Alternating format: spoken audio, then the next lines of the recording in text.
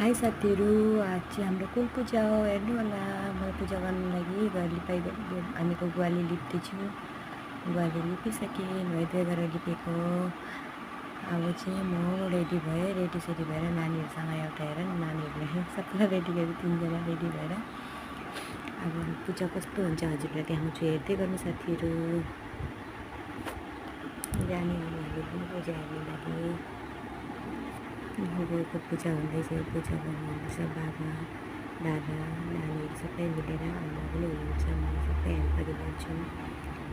बाबा चाहिँ नानी पक्रेर बसिराख्नुहुन्छ सानो बेबीलाई। आमाले चाहिँ दादाले यस्तो बनाएर सिकाउनु हुँदैछ। हाम्रो कुल पूजा आज हुन्छ, बुद्ध पूर्णिमाको दिनमा हाम्रो कुल पूजा हुन्छ। बाबाले पनि पूजा गर्नुहुँदैछ। बाबाले पूजा गरिसकेर अहिले हामीलाई टिकाहरू लगाउनुहुन्छ। हामी सबैजना यहाँ बसेर हेर्दैछु पूजा भयो। अब प्रसाद ससाद पनि रेडी भएर आमाले निकाल्नुभएको छ। म र आमा बाबा पनि यतै बसिराख्नु भएको छ नानी लिएर। अब बाबा टिका लगाइदिनु भयो।